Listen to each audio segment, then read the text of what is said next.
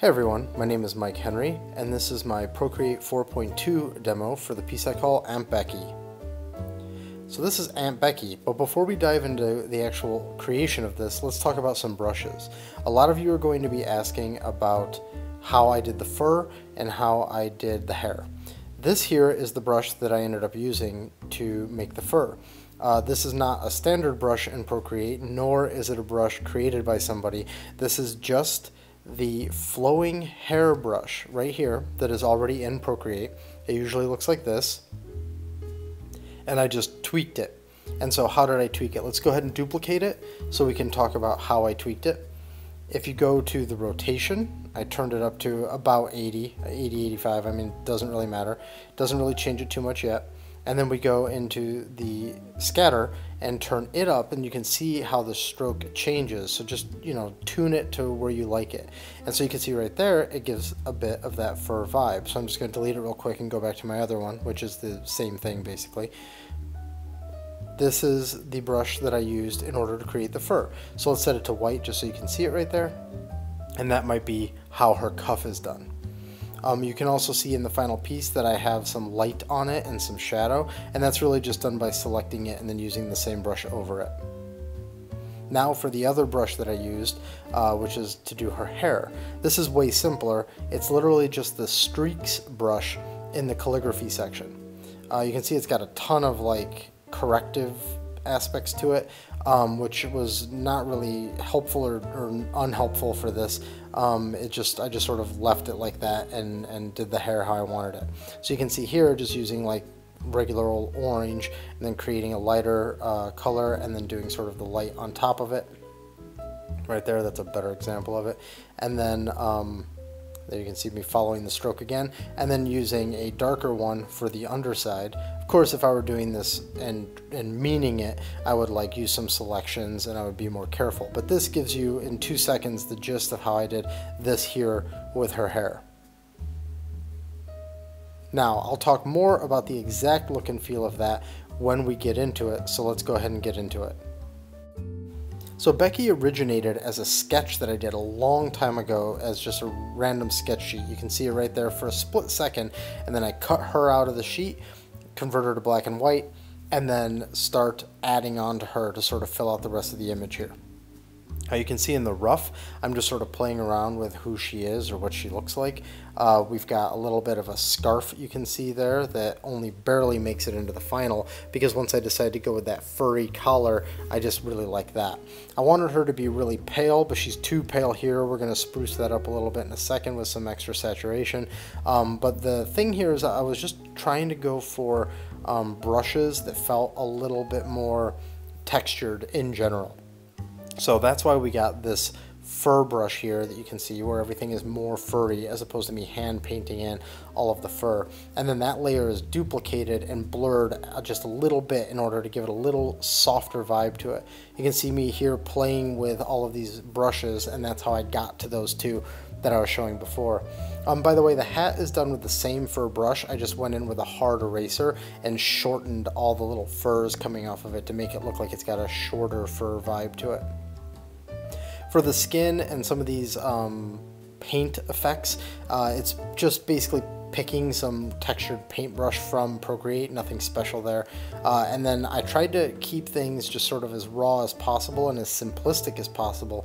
So when I go to do the blush on her skin, I actually just use the fat pencil and I sort of shade it in as if this were all a natural medium. And so instead of supporting some of her facial shapes with true sort of light and shadow, I just went with a little bit of highlights and then straight lines for some of her face details. I wanted it to kind of have a slight retro-y vibe to it, but not so much so that I was trying to nail a style. I just wanted some of those qualities to sort of creep in there. So by using just a regular pencil here for the shading, it's almost as if that were paint of some sort, and then just went in with some little pencil touch-ups here or there. And that's really what I was going for with that look. Do the same thing with her eye shadow.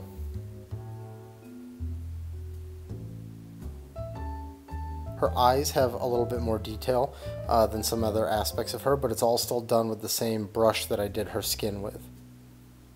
Now we draw in some of the teeth detail and mouth detail, and something I want to point out too is that we've got these whites, the shine on her lip, the shine on her eye, some shine that'll end up on her teeth.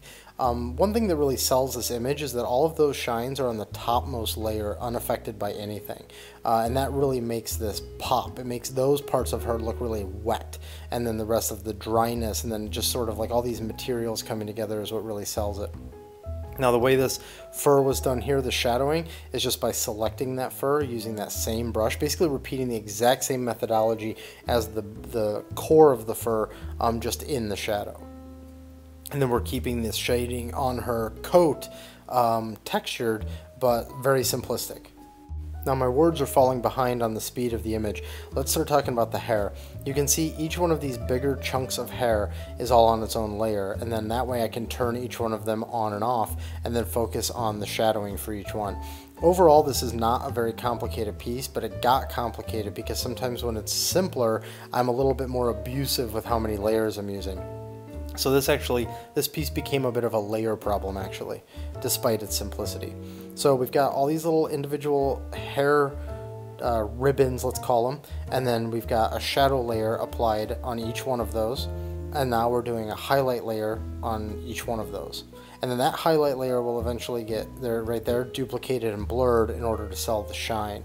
I knew eventually that she was going to end up in a city scene, like a nighttime city scene, so that's why I was really pushing things like the shine on her eyes, the shine on her lips, the shine on her hair, the shine on the metal pieces, just to really sell those materials and their chromeness, their metallic nature.